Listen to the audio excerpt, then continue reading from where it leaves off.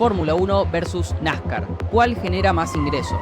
¿Quién domina los Estados Unidos? ¿Cómo se reparten los ingresos con los equipos participantes? Acompáñenme en este nuevo video del negocio del deporte para descubrirlo. La Fórmula 1 viene creciendo mucho en los Estados Unidos. Actualmente tenemos 3 carreras allí y la respuesta de los fanáticos locales fue muy positiva. Pero la realidad es que en Estados Unidos manda la NASCAR. Veamos cómo funciona esta categoría desde el punto de vista económico y cuáles son sus principales diferencias con respecto a la Fórmula 1. La compañía NASCAR fue creada por Bill France Sr. en 1948 y su hijo Jim France es quien la dirige actualmente. Esta familia sería como el Liberty Media de la Fórmula 1, quien es dueña mayoritaria de la categoría actualmente. Con respecto a la generación de ingresos, al igual que la Fórmula 1 y la mayoría de los eventos deportivos, sus principales fuentes son los derechos de televisión, los sponsors y la venta de entradas. Analicemos la relevancia de cada uno. Con respecto a los derechos de televisación, la NASCAR recibe unos 820 millones de dólares al año. Para que tengan una idea, la Fórmula 1 cobra entre 75 y 90 millones por parte de ESPN para transmitir las carreras en este país. Es decir, alrededor de tan solo el 10% de lo que genera la categoría estadounidense. Parte de la diferencia se explica por los niveles de audiencia televisiva. Mientras que en 2023 la Fórmula 1 promedió 1.1 millones de personas por carrera en Estados Unidos, la NASCAR lo hizo por 2.86 millones, es decir, 160% por encima. Obviamente, la categoría propiedad de Liberty Media no es vista únicamente en los Estados Unidos. En 2021, la Fórmula 1 alcanzó unas 70 millones de personas por carrera, significando más de 20 veces lo de la NASCAR, que recae casi en su totalidad en su país local. Sin embargo, por los más de 50 acuerdos que tiene firmado la Fórmula 1 alrededor del mundo, logra acumular por esta vía unos 980 millones de dólares, apenas 20% más que la NASCAR. El punto que quiero marcar con esto es que tener una audiencia cautiva en los Estados Unidos tiene un peso económico increíble. Por esta razón, Liberty Media está haciendo tanto esfuerzo por entrar allí. Y esa relevancia económica es aún más llamativa cuando analizamos el segmento de los sponsors. Si bien no tenemos el número exacto de la NASCAR debido a que no publica sus balances financieros, se cree que le ingresan por esta vía 425 millones de dólares. Empresas como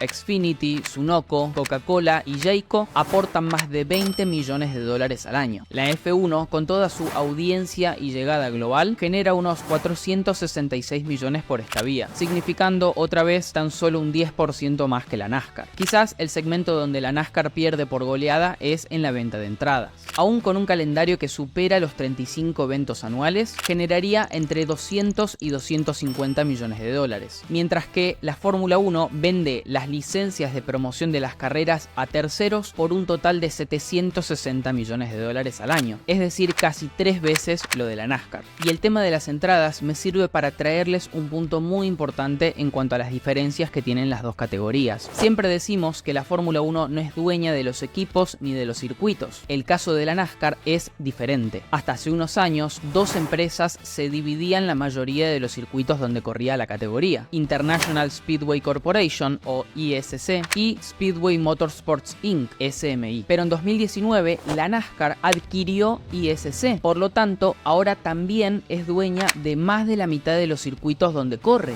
y esto es clave por cómo se reparte la torta económica. Ya lo hablamos en otros videos, pero lo que hace la Fórmula 1 es facturar todo de manera unificada y luego fondear un premio que se reparte entre los equipos. Este premio a lo largo de los años rondó entre el 40 y el 70% de todo lo que facturaba la categoría. Es decir, los equipos se llevan una buena parte de lo que genera la competencia, además de los sponsors que puedan conseguir por su cuenta, que luego aparecen por ejemplo en los autos. En el caso de la NASCAR, la única fuente de ingresos que se comparte con los equipos son los derechos de televisación, y la fórmula para hacerlo es la siguiente: 65% va para los circuitos donde se corren las carreras. La NASCAR, como dijimos anteriormente, es dueña de más de la mitad. Otro 25% sí va para los equipos y el restante 10% también va para la NASCAR, pero en su concepto de organizadora de la categoría. Es decir, a los equipos al final del día les llega cerca de 200 millones de dólares al año. Lo llamativo de todo esto es que ese monto, esos 210 millones, representa entre el 13 y el 15% de todo lo que genera el espectáculo, lo cual es es una locura si lo comparamos con el 40 a 70% que mencionamos anteriormente con respecto a la Fórmula 1.